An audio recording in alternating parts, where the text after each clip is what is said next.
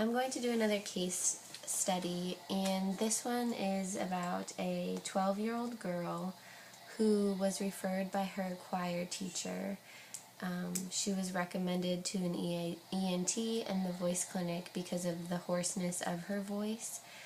And after reading through the case history, I noticed some things that are important to note, that mom and dad do not think that this is an issue, but her choir teacher recommended it, so they're following through. And they've always noticed that she does sound different than her friends. And also Felicity, the client, does not notice that it said it doesn't bother her. She is in choir, she's in cheerleader, and she's on a dance team. And so those are some of the activities that she does throughout the week. And she's 12 years old. So after going through the case history, speaking with mom and dad, we looked at the ENT referral, and they noted that she has vocal nodules. And so we're going to give her a stroboscopy to look at the vocal folds and see, from our perspective, what we need to treat when we begin voice therapy with her. So I'm going to go ahead and show you the stroboscopy, and then we'll discuss results. You got it, good.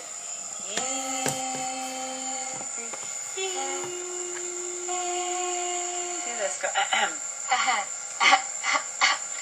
Good. That's an A. Do E for me. E. Okay. Long time. Hold on to it, even if it doesn't sound good. Breathe. You're doing good. That's an A. Do E for me. Take a breath. Oh, you pulled your tongue back. More E. E.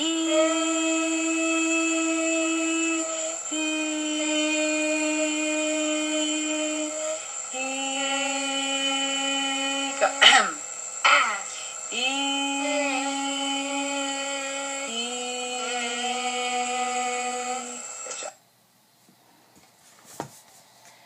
Okay, so just a few things that I note from the stroboscopy would be that you can see some mucus on the vocal folds, and that's called erythema, and that's also something to note. And if you notice, so she's not clearing her throat, that mucus is kind of like residue on the vocal folds.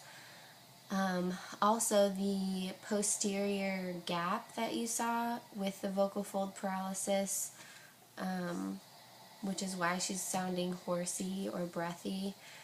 And so what you would do to treat this would be to refer her to get a lipid injection.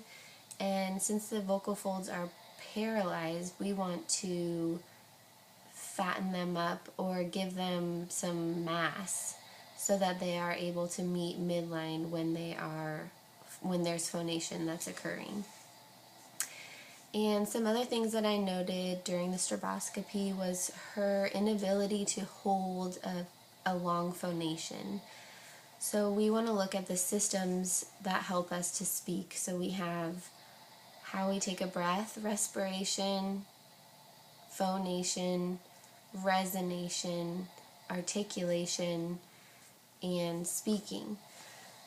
So we want to think about how can we get her to fill up her lungs at an appropriate capacity to begin phonating for longer periods of time, because some of her phonations were short.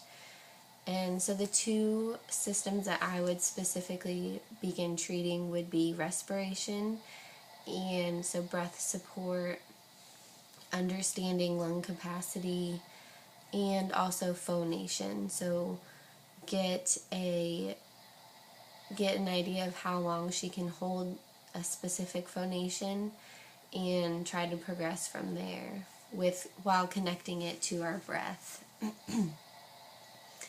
And some ways that you can do that would be, for example, if you have a tissue, you can kind of teach the and how long can the person have the Kleenex moving. Okay, so we can time that, we can make it a game and make it fun while learning about our lung capacity and our types of breathing.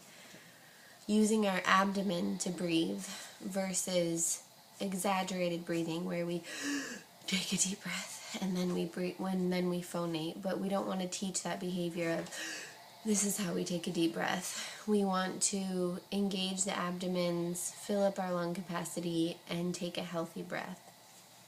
Another way that we can encourage phonation is through straw use. And sometimes you can have a glass of water and fill it and have a straw and then sing a song. So,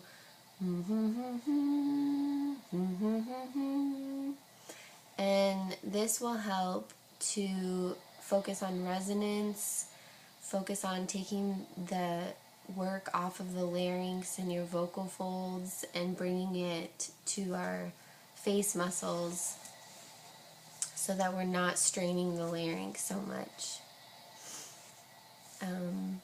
So yeah, straw phonation, breath support, and that's it.